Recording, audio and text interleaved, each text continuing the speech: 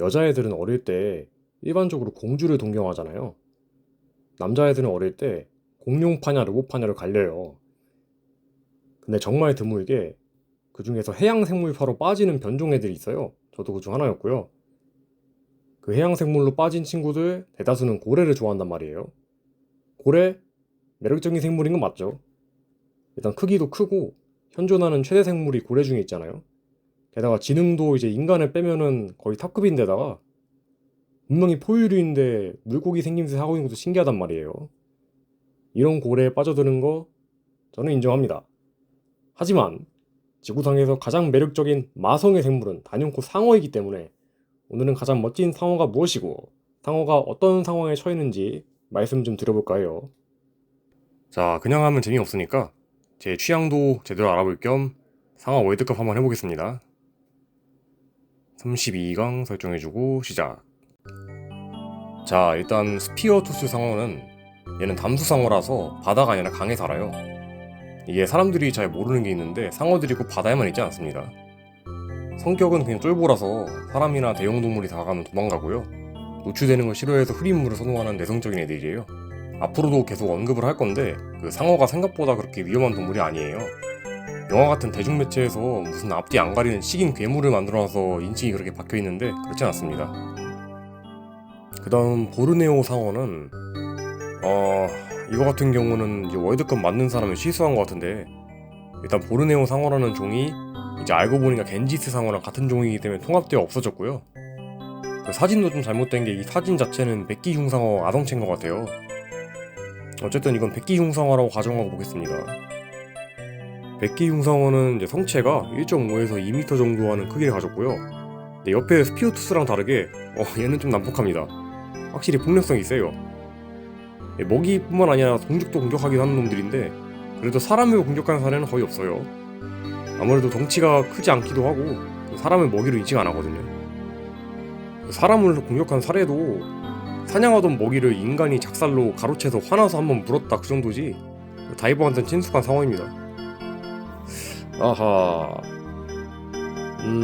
둘 다 매력적이지만은 그래도 잘생긴 백기흉상어 올리겠습니다. 이 친구 되게 유명하죠? 비상어. 아마 상어 중에서 가장 특이하게 생긴 친구가 아닐까 싶은데 저 망치같이 널찍한 머리가 특징이고요.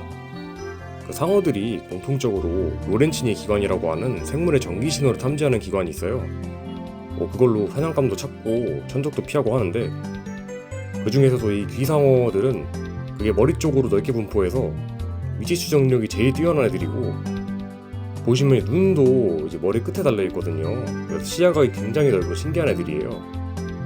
얘는 인지도가 굉장히 높아서 아마 바다 생물 잘 몰라도 한 번쯤은 보신 적은 있으실 거예요.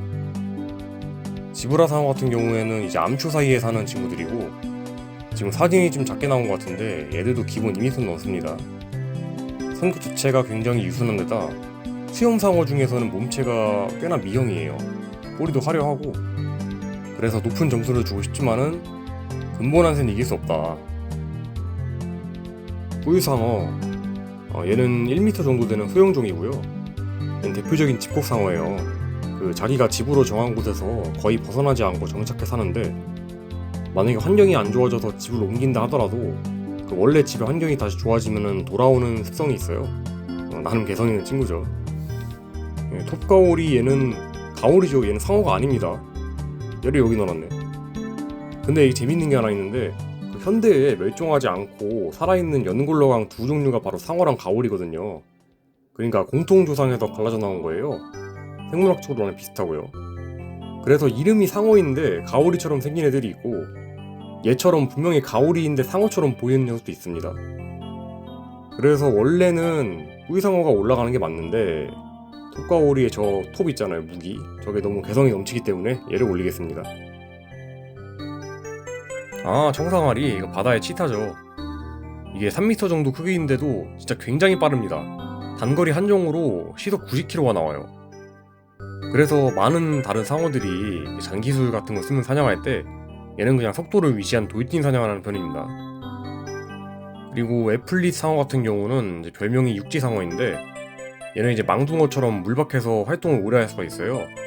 그래서 썰물에서 물 빠지면은 바위 위로 올라가서 이제 기어다니면서 뭐 곤충이나 각각류 같은 거 주워 먹고 삽니다. 둘 다 이제 개성이 넘치는데 매력은 이쪽이 더 있네요. 또 유명한 녀석이 나왔네요. 돌묵상어. 이 녀석은 초대형 상어고요.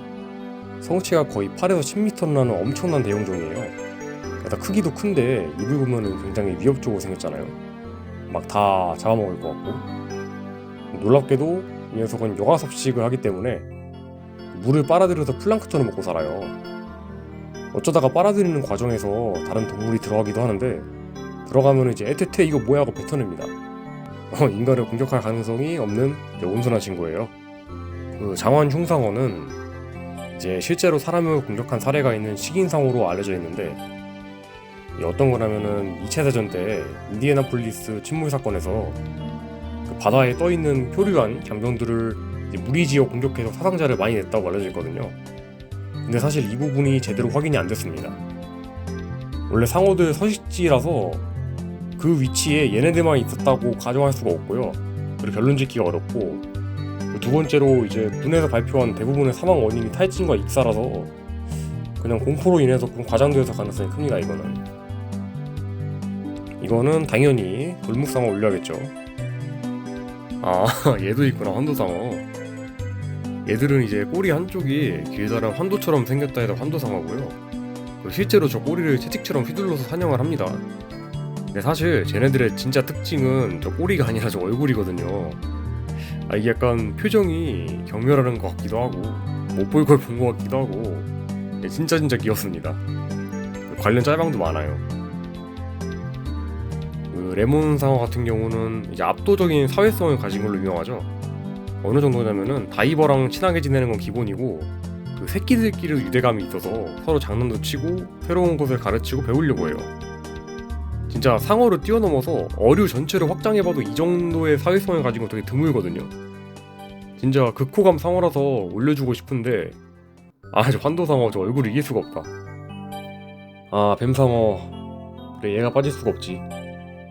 제가 앞서서 상어가 생각보다 온순하다고 혼신의 실드를 쳤잖아요. 근데 얘는 사실 실드 치기가 애매해요. 뱀상어는 실제로 사람을 공격한 사례가 많습니다. 하지만 이 친구가 인간에게 적대감이 있거나 포식하려고 적극적으로 공격한 게 아니라 얘 습성 자체가 그냥 입에 아무거나 넣고 다 씹어요. 지나가다가 주변에 만만해 보이는 걸 다 아무거나 입질하거든요. 근데 거기 인간도 예외가 아닐 뿐입니다. 다만 그게 4m 거구에서 나오는 입질이라서 잘못 물리면은 치명타가 위험한 거죠. 이 습성 때문에 바다 쓰레기를 마구 주워먹고 죽는 안타까운 사례도 가끔 나와요. 전자리 상어는 아까 톱 가오리랑은 반대 사례죠. 분명히 분류학적으로 상어가 맞는데 가오리처럼 생겼습니다. 바닥에 몰입하고 숨어있다가 사냥하는 것도 비슷하고요. 그러나 어쨌든 상어기 때문에 이빨이 있긴 해요. 뱀상어 올라가라. 네, 황소상어도 재밌는 친구인데 얘들은 주로 바다랑 강 사이 만나는 지점에 살아요. 이제 그쪽 부근은 염도가 지 맘대로 변하기 때문에 그에 맞춰서 몸의 삼투압을 조절할 수 있는 기능을 탑재했고요. 안타깝지만 얘도 사람을 공격 많이 합니다. 근데 왜 공격하냐면은 얘는 사는 지역에 정해져 있어서 영역동물의 특성을 많이 가지고 있어요. 근데 영역동물의 특징이 자기 영역에 다른 동물이 들어오면은 이제 분노 조절이 안 되잖아요. 그래서 인간이 멋모르고 들어오면은 그냥 공격할 뿐입니다. 이렇게 되면은 뱀상어랑은 다르게 그 사리를 가지고 공격하기 때문에 사망 위험이 꽤 높아 조심해야 돼요. 모래뱀상어는 앞에 두 놈과는 다르게 진짜 온순한 애교쟁이에요. 이 녀석은 다이버들 사이에서도 상어 댕댕이라고 불릴 만큼 인간이 길들일 수가 있고 또 수족관 출신이면은 사육사를 알아보고 애교도 부립니다. 진짜 관련 영상이 있으니까 한번 궁금하면 찾아보세요. 그래서 국내를 포함한 많은 수족관에서 사육하는 중이고요. 이거는 댕댕이를 올리겠습니다. 까치상어는 얘가 작고 온순해서 관상어로도 키우고 그리고 한국에서는 얘를 식용으로 먹습니다. 가끔 자갈치 시장 가면 볼 수 있긴 한데 안 먹어봐서 맛은 모르겠네요. 근데 지금 얘가 중요한 게 아니라 드디어 기다렸습니다. 상어계의 아이돌이죠. 모래상어. 상어뿐 아니라 현존하는 모든 어류 중에서 가장 큰 놈이고요. 몸 길이가 거의 19m까지 자라요. 이게 상상해보면 얼마나 거대한지 가늠이 되세요. 얘는 제가 실제로 일본 가이유칸 수족관에서 보고 왔는데 와, 그 웅장함이 진짜 심장이 찢기는 줄 알았습니다. 자, 얘가 왜 아이돌이냐면은 1번 현존하는 어류 중에서 가장 거대하며 2번 얘도 요가 섭식을 하기 때문에 온순하고요, 공격성이 없어서 만질 수가 있습니다. 3번 딱히 정해진 서식지가 없고 굉장히 희귀해서 이걸 만난다는 것 자체가 다이버한테 엄청난 행운이에요. 때문에 해양 덕후들한테 굉장히 인기가 많고 많은 사랑을 받고 있습니다. 오늘의 강력한 우선 후보죠. 다음에 이제 사찡이 상어는 그 괭이 상어 종류인데 그 특징이라고 할 만한 게 이빨이거든요. 얘네들이 주식으로 먹는 게 소라, 고둥, 또 뭐냐 갑각류 이런 거라서 이빨이 퍼지지 않고 가운데로 모여 있어요. 단단한 걸 분쇄하기 쉽게. 그리고 뭐 생긴 게 상어같이 안 생기기도 했고 별로 안 위험해 보여서 작거든요. 그래서 초보 다이버가 그냥 건드리다가 손가락 아작나는 사고가 가끔 납니다. 겐지스 상어, 얘는 민물 상어고요. 아까의 그 황소 상어랑 다르게 얘는 민물에 100% 적응해가지고 바다를 못 내려가는데, 근데 하필이면은 이름답게 얘는 인도 겐지스강에 살거든요. 다들 아시겠지만은 이 겐지스강이 오염이 좀 심각해요. 그래서 얘네 개체수 보존이 잘 안 되고 있습니다. 그 일반적으로 상어가 멸종위기종이 되는 이유가 보통은 이제 인간이 포획해서 그렇거든요. 근데 얘는 환경 오염이 주된 이슈예요. 그래서 동정표로 겐지스 상어 올리겠습니다. 더스키 샤크, 한국 명칭으로 흑상어인데요. 얘는 난태생이거든요. 그러니까 그 알이 몸 밖에서 부화하는 게 아니라 몸 내부에서 알을 가지고 있다가 부화시킨 다음에 몸 밖으로 내보내는 방식으로 새끼를 낳아요. 근데 이런 난태생 상어 중에서도 특이한 게 얘는 2년 동안 단 한 마리의 새끼만 낳습니다. 다른 난태생 상어는 여러 마리씩 낳는 경우도 있거든요. 이렇게 되면은 얘가 멸종하기 쉬운 게 아닌가 싶지만은 대신 그 한 명의 자식에게 에너지랑 수고가 다 몰빵되기 때문에 그 한 마리 새끼의 생존율이 다른 상어들보다 압도적으로 높은 편이긴 해요. 그 다음에 흑기 흉상어는 이제 이름은 비슷한데 아까 백기 흉상어랑은 분리학적으로 좀 거리가 멉니다. 얘는 2m가 안 되는 소형종인데 생긴 거는 중대형 상어답게 좀 멋있게 생겼잖아요. 그래서 관상어로 자주 키웁니다. 다만 아가미 근육이 없어서 뭐 원래 상어들이 대부분 그렇긴 한데 지속적으로 헤엄을 쳐야 호흡을 할 수가 있어요. 그래서 좀 수조가 커야 돼요. 이거는 흑기 흉상어 올리겠습니다. 아, 있네. 아, 역시 주인공은 마지막에 나오네요. 이 32강 중에 없나 싶어서 좀 조마조마했어요. 상어의 왕이죠. 공룡에 티라노사우루스가 있다면은 상어 중에는 백사가리가 있습니다. 얘는 못해도 결승까지는 무조건 올라가기 때문에 일단 설명을 생략할게요.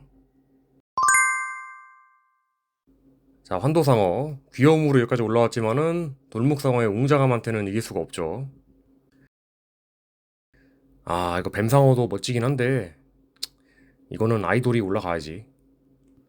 자, 톱가오리는 이제 운 좋게 올라왔지만은 내려가야죠. 얘는 상어가 아닙니다. 이거는 당연히 백상아리. 아, 4강쯤 올라가니까 이제 어렵네요. 둘 다 근본이 넘치고 개성이 뚜렷해서 못 고르겠는데? 아, 이러면 순수 외모 배틀로 가야 될 것 같은데, 나 이런 말 하긴 미안하지만 둘 다 못생겼어. 둘 다 잘생긴 상어들은 아니란 말이에요. 근데 돌목상어는 입 구조나 덩치를 생각하면은 뭔가 그 진격의 거인의 그 초대형 거인이 떠오른단 말이에요. 반면 귀상어는 이제 포켓몬스터의 한타리아스의 모티브죠. 그러면 이건 진격의 거인과 포켓몬스터의 대결이라고 봐도 되는데 저는 포켓몬을 더 좋아하니까 포켓몬 올리겠습니다.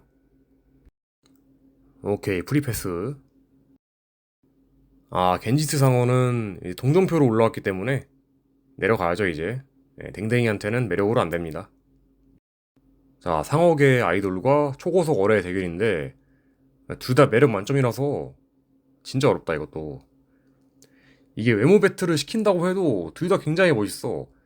고래상어는 준수한 그 서양남 얼굴에 키 190에 그 근육질을 찍은 줄리엔강, 청상아리는 그냥 정통 상어다운 잘생김으로 원탑 찍은 차은우, 약간 이런 느낌이거든요. 하지만 저는 남자는 피지컬이 더 중요하다고 생각하기 때문에 줄리엔강 올리겠습니다. 이거는 아무리 댕댕이라지만은 고래상어한테 밀리죠. 이상어도 진짜 강력한 후보였는데 상대가 안 좋았습니다. 이 결승까지 올라갈 수 있었는데. 자, 드디어 대망의 결승전이 왔습니다. 상어의 왕 대 상어의 아이돌.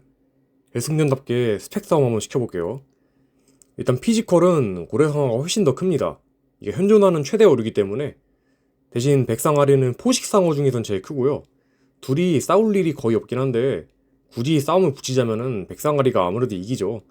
왜냐면 고래상어는 얘는 크기만 컸지 움직임이 느리고 공격력이 거의 0이기 때문에 강한 근육과 수많은 이빨을 가진 백상아리한테 이길 수는 없습니다. 이렇게 보면은 고래상어 불쌍한 거 아니냐 싶겠지만은 사실 진짜 불쌍한 거는 백상아리예요. 이거 결승전이지만은 이거는 백상아리가 동점표를 엄청 많이 받기 때문에 백상아리 우승! 결과 한번 보고 설명드릴게요. 얘가 1등일 거라는 예상을 했는데 압도적인 1등이구나 백상아리가.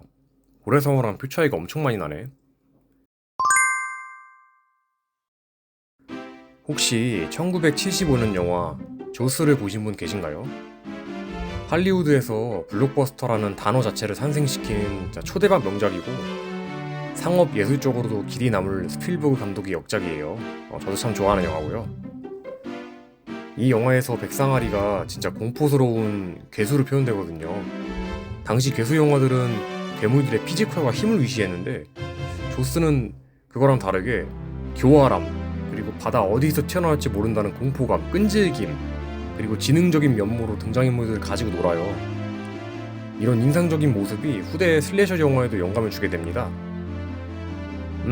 굉장히 훌륭한 영화이긴 해요. 정말 잘 만들었고, 근데 동시에 상어에게 참 재앙이 된 영화이기도 해요. 개봉 이후에 상어, 그중에 특히 백상아리의 인식이 완전히 나락으로 갔거든요. 조스 개봉 전까지만 해도 상어는 그냥 아프리카의 사자나 표범 같은 야생동물 이미지였는데 개봉 후에 무슨 무시무시한 식인 괴물 이미지로 재탄생해버렸어요. 이런 인식 변화에 의해 사람들은 상어를 없애야만 하는 바다의 위협으로 간주해버렸고 상어 개체수 조절 정책을 펴서 20세기 후반에만 4만 마리 이상의 상어가 살처분되어버려요. 지금은 수많은 해양학자가 연구해서 이런 정책이 없어졌지만은 미디어에서는 꾸준히 상어를 괴물로 묘사한 작품이 아직도 많이 나와서 사람들의 인식이 크게 달라지진 않았습니다. 심지어 조스의 스필버그 감독조차 이에 대해 후회하는 코멘트를 남겼고요. 물론 백상아리는 실제로 사람을 죽이기도 하는 위험한 생물은 맞습니다. 그건 부정할 수 없어요. 백상아리뿐만이 아니라 아까 제가 온순하다고 실드쳤던 많은 상어들이 인간이 먼저 자극을 하거나 궁지에 몰면 당연히 공격을 해요. 그 날카로운 이빨로. 하지만 그거는 지구상의 거의 모든 동물이 다 그렇습니다. 당장 길고양이만 해도 구석에 몰아넣으면 사람한테 냥냥펀치 때리잖아요. 상어도 그냥 바다에 사는 야생동물 중 하나일 뿐입니다. 게다가 상황이 더 안 좋은 게 샥스핀 재료를 너무 많이 남일 때 왔어요. 분위기가 무거워질까봐 아까 따로 언급은 안 했지만은 월드컵에 나왔던 상어 절반이 이미 인간에 의해 멸종위기 단계인 거 알고 계셨나요?